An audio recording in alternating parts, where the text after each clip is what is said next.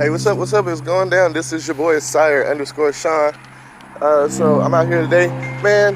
Let me tell y'all something. Okay, so I want to talk about belief, what you believe, and it's going to be so cool because I want to tie this, what I'm talking about, belief, into a real problem that a lot of us have. So I've had this truck for a while, and I want to tell you, in the past 6 months, I've been getting low gas mileage. It's like I put $10 in it, and the $10 just get ate up. They go away. It don't even move the needle. And I'm like, for the past 6 months, I'm like, man, this is just an older truck. It's a big truck. It's a V8. And I had this belief that, it just eats gas up like that. Man, I can never get ahead. Every 2 steps forward, I'm taking 3 or 4 steps back because I'm losing money on gas. I can't go work here. I can't do this. I can't drive it too far. Oh, it's an older truck. It's starting to break down. It's giving out on me. And I want to tell you something. I had this truck for a long time. I've driven it from Texas to California 2 times, from California to Indiana once, from Indiana to Missouri and back to Texas, at least from Indiana to Texas, I know for sure, at least about 6 times, So those are 18-hour trips, sometimes 20 hours or more trips. And let me tell you something, just because I had the belief that it was an older truck and my gas mileage was poor and all that, and I didn't make enough money to sustain having a truck like this, I had a belief in my mind based off of some facts that were very infactual. In fact, they were not even real, they were fictitious. It was what other people said, what I've said, what I thought, what I read, and all of that. So, come to find out, the problem kept persisting. And as the problem persisted, my truck now is starting to get to the point where I can't even, really drive it because it won't even go anywhere because there was no gas getting, the gas that I was putting in, it was not going from the gas tank or the fuel tank to the engine. So it would, lose power in my engine. So I wasn't able to go more than 60 or 65 miles per hour. It would idle very hard. It was just a bad process altogether, to the point where my belief became real. The belief that I was losing my vehicle, the belief that I was not able to go here or there, the belief that my money was not stretching far enough, that belief became very real because of circumstance. First, it started out as a thought, and then at that thought, I kept mixing it with emotions based off of what I was experiencing. So my thought mixed with my emotions based off of my experiences here and there became a circumstance. And then the circumstance is, I don't have the money or knowledge to fix my vehicle, so I need to get rid of my vehicle. And the circumstance being, oh, now that I don't have a vehicle, I can't go and pursue this type of job or this particular area, or I can't drive this far, so I felt stuck. And then once that circumstance, I played it over and over in my mind, it became so real that it almost manifested exactly what I believed. And it manifested it so much in a vibrational field and in that energetic field that it was starting to look as if in my reality, in my current real reality, in my tangible reality, that I no longer have a working vehicle. The vehicle actually runs amazing. After all those trips I told you I've taken in this vehicle, I got brand new tires on it, had $4,000 worth of work done on it about a year or so ago. The vehicle, even at all the mileage that it has on the engine, runs amazing if I could just fix this problem that I was allowing to manifest and that I was allowing my belief to create in my life. But what I did, I started figuring out, you know what?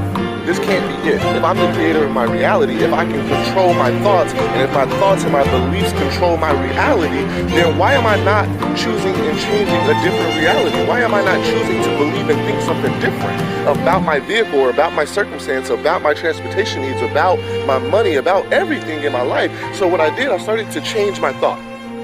Once I started changing my thought, I said, you know what, I can do this, and this isn't the situation, this isn't the case. I'm going to get some knowledge, I'm going to understand, I'm going to read, I'm going to watch YouTube videos, I'm going to ask other people, ask some questions, so that way I can start forming a new belief about my situation. So what I found out, and all of that being said, not to make it, a long story, but I found out, okay, man, your fuel filter's going bad. Oh, okay. Well, that's cool. How much is a fuel filter? That was my next question. Well, how much is a fuel filter? Man, that's like $16, $17 at the moment. $16 or $17? You mean for 6 months? I've been walking around here spending money on all kind of things that I don't need or that was not producing any productivity in my life. And you mean to tell me all I needed was $16 to fix a problem that was persisting in my life? Man, okay, so with those questions being answered and stuff, I started forming new thoughts, new ideas, which eventually formed a new belief that, you know what, I can fix this situation. Because if I fix this situation, then I'm able to drive, and then my gas money will stretch a little further. Then I'm able to pursue a better career or job in a different market or a different area, because now I'm able to move differently than I moved before in my past. So I found out how to change a fuel filter, and I'm going to show you a little bit about how to change a fuel filter. I'm not a mechanic. I have worked on, my own personal cars, changed my own brakes, put new rotors on, changed tires, did an oil change. I've done all kind of things like that, but I'm going to show you here how to change an 03 Ford Expedition V6, V8 4.6 cylinder liter engine. So, when changing a fuel filter on that, you want to make sure the engine's cool. When the engine is cool, like preferably let the engine sit overnight, and then first thing in the morning or in the cool of the day, you want to get up, and then you want to release pressure from your fuel line. The way you release pressure, right here on the left side of your engine, on the left side of your engine right here, right behind a lot of your intakes, right here for your engine, there's a fuel line intake.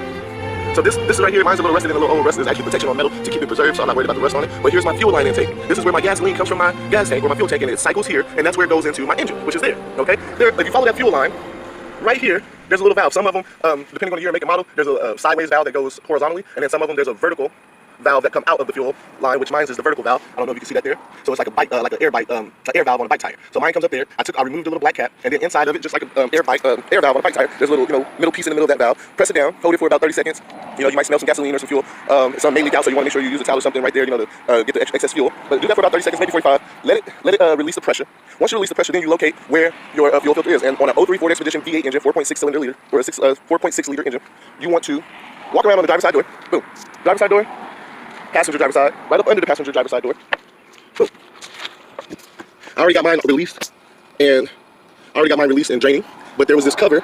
I removed the cover, and there's no tools needed at all. No tools needed at all. So remove the cover by hand, locate the fuel filter. It'll look like that. It has 2 prongs on the back and 1 prong on the intake where the flow is going towards the engine. So those blue clips there's 2 on each side. I push them in, like so. So on both sides here, I just, on this side in the back, and then this side I pushed it in, pushed forward, and then pulled out. And it released the metal prong here from the old fuel filter, and then I allowed it to drain, because gasoline will come out. So after I allowed it to drain, then I'm going to go and do the backside the same way. I'm going to release those, allow them to drain, and then I use the towel here to clean off my connections. I'm going to clean off the back connections. And then you simply take your new fuel filter. Here's my new one. You see where it says flow, and an arrow. So I'm going to just basically, I'm going to replace this old one with my new one. Okay? And I'm going to replace it exactly like that. I've never changed a fuel filter before. I have no mechanical knowledge whatsoever as far as going to a trade school or anything like that.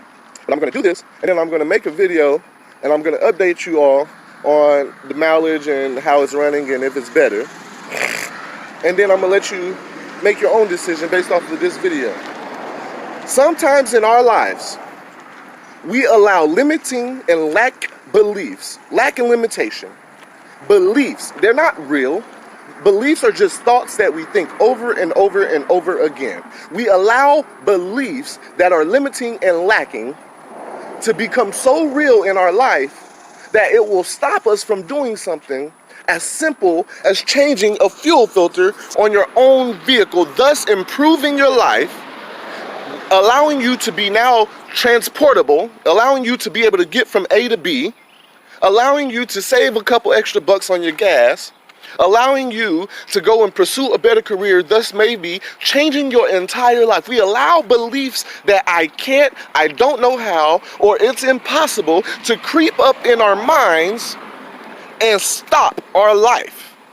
If you do not believe that what you think is your reality, this right here should be enough proof that if you can change your mind about what you believe, if you can change your mind about what you think on a consistent daily basis, then thus far you could change your life. It's simple as that. Change what you got going on in here, and you will change everything that's going on around here, around your real reality. And as always, guys, I truly, truly believe in your dreams.